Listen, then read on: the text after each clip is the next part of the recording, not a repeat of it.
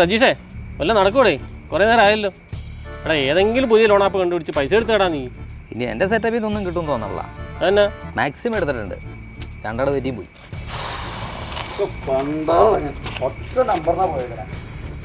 ഭാഗ്യമില്ലാന്ന് പറഞ്ഞതാ. First prize ആണോടാ? ആ ഫസ്റ്റ് പ്രൈസ് ആണെങ്കിൽ പോട്ടെ എന്ന് വെക്കാം. ഇത് 100 രൂപയുടെ എൻ്റെ ചങ്ങാതി. ചേട്ടാ രജിഷേ, ഇതിൻ്റെ സെയിൽസ് സ്കോർ എങ്ങനെയുണ്ട്? ആ ഫസ്റ്റ് എല്ലാവരും കൂടെ കഴിഞ്ഞ കൊല്ലം നമ്മുടെ സജാജ് ആപ്പിൽ നിന്ന് ലോൺ എടുത്തിട്ട് പോയത് ഓർമ്മയുണ്ടോ ഗോവയ്ക്ക്? ഒരാളെയും തിരിച്ചടച്ചോ? 1 വർഷമായി. എന്നിട്ട് അന്വേഷിക്കാൻ വന്നേക്കണു സിബിലും. അത് തന്നെയാണ് എല്ലാവരുടെയും പ്രശ്നം. നാളെ ക്രെഡിറ്റ് മണിക്ക് എങ്ങനെ പൈസ കൊടുത്ത് തോന്നിരിക്കുക ഞാൻ. എനിക്കാണെങ്കിൽ നാളെ മീഷോന്ന് ഒരു പാഴ്സലും വരാനുണ്ട്. അത് വലിയ സംഭവമൊന്നുമില്ലല്ലോ. ഓരോന്ന് ഒരു ഓർഡർ ചെയ്യും, സാധനം തരും, ആളില്ലെന്ന് പറയും, തിരിച്ചയക്കും. സ്ഥിരം പരിപാടിയല്ലേ.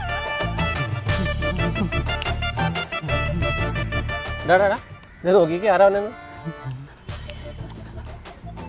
ഹലോ, എന്ത് നല്ല കാലാവസ്ഥ, നല്ല ആൽക്കഹോൾ വൈബുണ്ട് ഇവിടെ. ശരിയായ ഈ തവണ എൻ്റെ കഥ കേട്ടു. ഓ സമാധാനായി. എൻ്റെ സമാധാനം പോയി. അതെന്താ? അവരുടെ കഥ കേട്ടപ്പോൾ 4 കോടിയുടെ കഥയല്ലേ ഞങ്ങൾ വച്ചിക്കുകയും ചെയ്ത്. അവർ പിന്നെ എന്താ പറഞ്ഞേ? 40 ലക്ഷം രൂപ കൊടുക്കാനാണ് അവരെന്നോട് പറഞ്ഞത്. മലയാള സിനിമ എങ്ങനെ രക്ഷപ്പെടാമെന്നാണ്. പുതിയ വല്ല ആപ്പുണ്ടോ? 10-15 രൂപ എടുക്കാനാണ്. അതിന് 10,000 രൂപ. തെലുങ്കിൽ ഒരു സിനിമ പിടിക്കാനാണ്. അതിൻ്റെ ഫുൾ ഷൂട്ടും ദാമോദർജി ഫിലിം സിറ്റിയിലാണ്. രാമോദർജിയോ? ആ ദാമോദർജി. ഓ രാമോജിറ ഫിലിം സിറ്റി. അതിനാണ്. ആ അത് തന്നെ. ഏതെങ്കിലും ആപ്പിൽ നിന്ന് പൈസ കിട്ടുമോ? പടം തുടങ്ങിയിട്ട് തിരിച്ചു കൊടുക്കാമല്ലോ. ഇത് ഞങ്ങളാകെ ആപ്പിട്ടിരിക്കുക.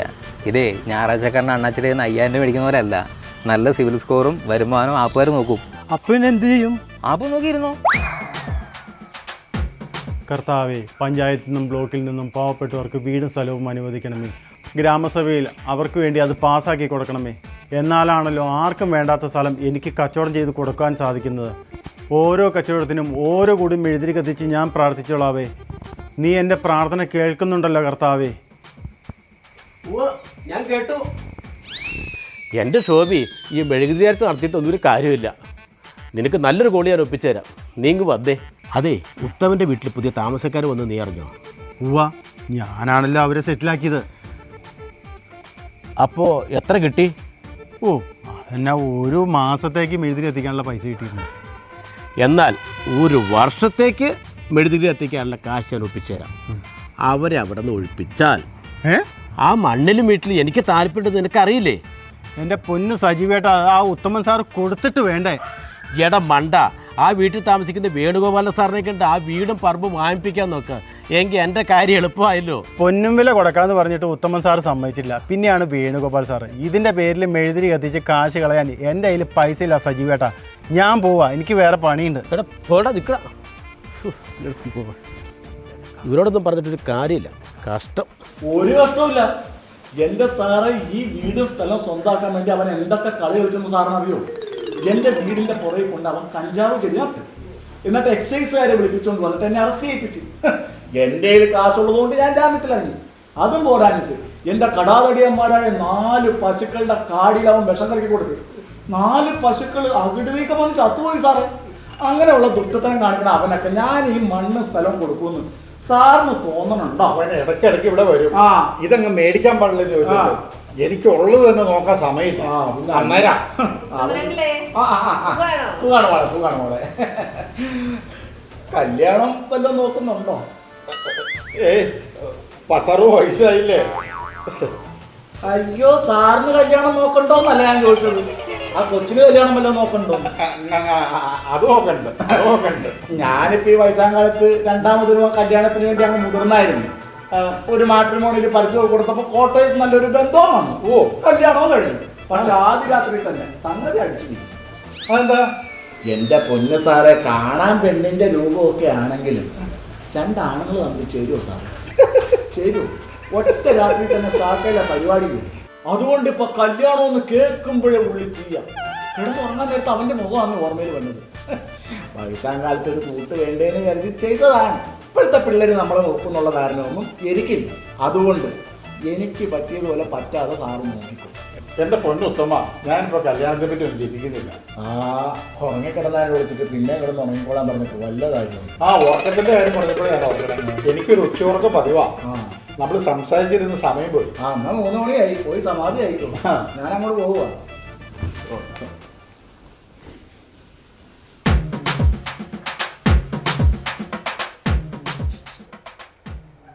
ഇങ്ങോട്ട് വന്നേ. എന്താ ചേച്ചി പറയുന്നുണ്ടൊന്നും തോന്നരുത്. തുടങ്ങി? ആ പറ. ഇത് വാടക വീടാണെങ്കിലും ഇതിന്റെ ഹൗസ് ഓണർ ഉത്തമൻ ദിവസം 2-3 തവണ വരുന്നത് അത്ര നല്ല നടപടി അല്ലല്ലോ. അതിന് ഉത്തമനെങ്കിൽ അച്ഛനെ കാണാൻ വന്നതല്ലേ? ഉത്തമൻ അങ്കിൾ പേരിൽ മാത്രമേ ഉള്ളൂ ഉത്തമൻ, സ്വഭാവത്തിൽ ഉത്തമനൊന്നും അല്ല. ഇല വന്ന് മുള്ളിൽ വീണാലും മുള്ള് വന്ന് ഇലയിൽ വീണാലും ആയിരിക്കാ കേട് ഇലക്ക് തന്നെ. അതൊക്കെ എനിക്ക് അറിയാം ചേച്ചി. ശരി എന്നെ ഞാൻ പോട്ടെ. ഒന്ന് തന്നെ ഈ അടുത്തുള്ള വീട്ടുകാരായിട്ട് അത്ര അടുപ്പൊന്നും വേണ്ട കേട്ടോ. ഒക്കെ ഏഷണിയും പരദൂഷണക്കാരുവാ. എനിക്കത് വശമില്ലാത്തതുകൊണ്ട് ഞാൻ ആരും അടുപ്പിക്കാറില്ല. അതിപ്പോ പ്രത്യേകിച്ച് പറയാനുണ്ടോ? ചേച്ചി പരിചയപ്പെട്ടപ്പോ മുതൽ എനിക്കറിയാവുന്ന കാര്യല്ലേ. പ്രത്യേകിച്ച് പറയാനുണ്ടോ? ദേ അമ്മാവൻ വിളിക്കുന്നു. എന്നാവൻ കുന്നാവൻ പെണ്ണുപിള്ളക്ക് വട്ടാം. ഇതാ വരുന്നു പപ്പാ. ഫോൺ ആരാ? രജീഷ. ആ രജീഷേ, നീ വരണമെങ്കിൽ വേഗം പാ. ഉച്ച കഴിഞ്ഞ് എനിക്ക് വേറെ പരിപാടിയുള്ള. ആ ദേ ആവശ്യമില്ലാത്ത പണിക്കൊന്നും പോണ്ട കേട്ടോ. ആ പിള്ളേര് വെട്ടൊന്ന് തുണ്ടൻ രണ്ടെന്ന പിള്ളേരാ, ഒരു ജോലിയില്ലാതെ നടക്കുന്നവരാ. അവറ്റുകൾ കാശ് കിട്ടിയാൽ എന്തും ചെയ്യും. എന്താ ചെയ്യേണ്ടതെന്ന് എനിക്കറിയാം. എന്നെ പഠിപ്പിക്കാനൊന്നും പറഞ്ഞ. ഞാൻ പറഞ്ഞേ ഉള്ളൂ, നിങ്ങൾ ആവശ്യം പോലെ ചെയ്തോ. അറിയാത്ത പിള്ള ചൊറിയുമ്പോൾ അറിയും. വെറുതെ പെണ്ണുമ്പോൾ ചൊറിയാൻ വേണ്ടി നിൽക്കുക.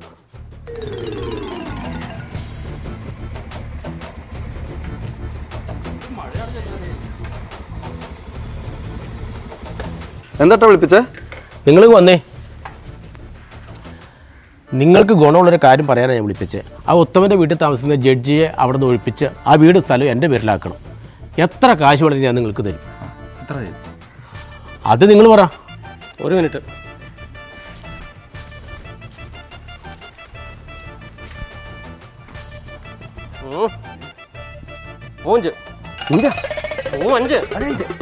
അപ്പോൾ ആൾക്ക് ഒരാൾ 5000 വെച്ച് കിട്ടും. ഓക്കെ ആണോ? ഓക്കെ. എന്തായി? ഒരു 15000-ൽ ഉറപ്പിക്കാം. 15000 15,000. Okay okay deal. Okay Kerala.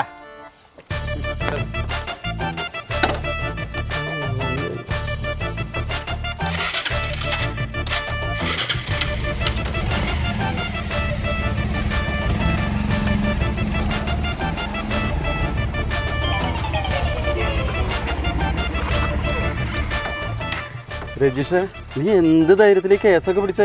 എന്റെ കൈയും കാലൊക്കെ വിറച്ചിട്ട് പാടില്ല. അടിയെന്ന് പറഞ്ഞാ ഞാൻ ഓടും. എടാ അത് ആരാ അടി ഉണ്ടാക്കാൻ പോണേ? പിന്നെ എടാ എല്ലാത്തിനും ശക്തി മാത്രം പ്രയോഗിച്ചിട്ട് വല്ല കാര്യമുണ്ടോ? ഇടയ്ക്കൊക്കെ ബുദ്ധിയും പ്രയോഗിക്കണം. എൻ്റെ പരിചയത്തിലേ ഒരു നല്ല മന്ത്രവാദി ഉണ്ട്. ആശാൻ ഇതിൻ്റെയൊക്കെ പുലിയാ. നമ്മളവിടെ പോകുന്നു, കാര്യം അവതരിപ്പിക്കുന്നു, നിസ്സാരമായിട്ട് അയാളത് സാധിച്ചു വരുന്നു. ചുട്ട കോഴിനെ പറപ്പിക്കുന്ന ആളാണോ? ചുട്ട കോഴി പറപ്പിക്കുക മാത്രമല്ല, പിടിച്ച് കറിയും വെച്ചിരുന്നു. ഇവിടെ അതൊന്നും പറഞ്ഞ സമയം കളയാതെ നമുക്ക് സ്വാമിയുടെ അടുത്തേക്ക് പോവാം. ഏരിക്കേ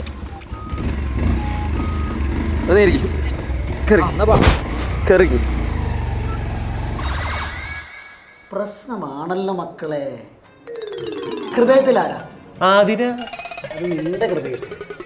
പ്രശ്നവശാൽ മൊത്തം പ്രശ്നമാണെന്നാണ് ഞാൻ പറഞ്ഞത്. ആ പ്രശ്നം പരിഹരിക്കാനല്ലേ ഞങ്ങളോട് വന്നത്. ഒരാളുടെ കയ്യിലിരിക്കുന്ന സ്ഥലം മറ്റൊരാളുടെ കയ്യിൽ വരണം. അതിന് വല്ല ബ്രോക്കറെ പോയി കണ്ടാൽ പോരെ, ഇങ്ങോട്ട് വരേണ്ട വല്ല കാര്യമുണ്ടോ? അതങ്ങനെയല്ല സ്വാമി. ഒരാളുടെ കയ്യിൽ രേഖാമൂലമുള്ള ഒരു വസ്തു മറ്റൊരാൾക്ക് കൈക്കലാക്കണം. ആ അങ്ങനെ പറ, പരിഹാരമുണ്ട്.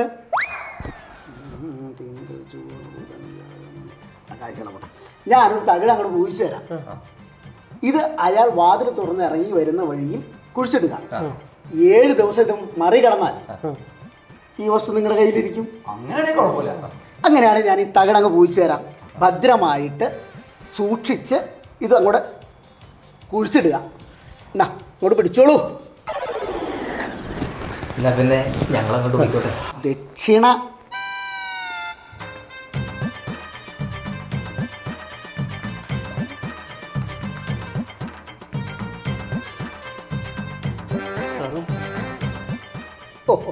ആയിക്കോട്ടെ. അപ്പം പറഞ്ഞ പോലെ എല്ലാ കാര്യങ്ങളും ശുഭമായിട്ടങ്ങ് നടക്കട്ടെ. ആയിക്കോട്ടെ ആയിക്കോട്ടെ.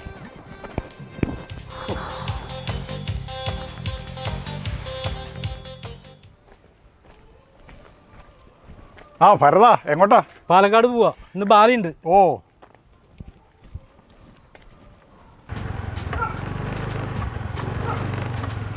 ആ ഇതെന്താ സാറ് നടക്കുന്നേ? എൻ്റെ വണ്ടിയുടെ ബാറ്ററി വീക്കായി, അതുകൊണ്ട് വർക്ക്ഷോപ്പിലാ. ആണോ? എങ്കിൽ കേറിക്കോ. ഓ ഇവിടെ അടുത്തല്ലേ, അത് നടക്കാന്നേ. കേറ് സാറേ. അതെയോ? ആ എന്നാ കയറാം. ഞാൻ കയറട്ടെ കേട്ടോ. ആ അയ്യോ ആ ശരി ശരി വിട്ടോ. ആ സൂക്ഷിച്ചു പോണേ.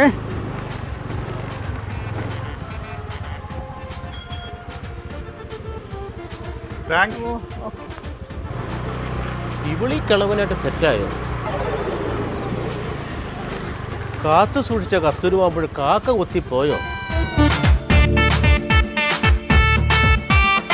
നീ നാട്ടുകാരെ കണ്ട് പറയിപ്പിച്ചിട്ടാണ് അടങ്ങുള്ളൂ. എന്താന്നോ? നീ അയാളെ കണ്ട് വണ്ടിയിൽ പോണത് നാട്ടുകാർ കണ്ടു കഴിഞ്ഞാൽ നാട്ടുകാർ എന്ത് വിചാരിക്കും? എന്ത് വിചാരിക്കാൻ? നിങ്ങൾ ചിന്താഗതിയെ തെറ്റി. ഓ ഇപ്പൊ സംശയരോഗം തുടങ്ങി. നമ്മുടെ വണ്ടി മേടിച്ചിട്ട് വർഷം 5 ആയി, ഇതുവരെ നീ അതിനകത്ത് എന്നെ കെട്ടിട്ടുണ്ടോ? നിങ്ങൾ വിചാരിക്കുന്ന ആളൊന്നല്ല വേണുഗോപാലൻ സാറ്.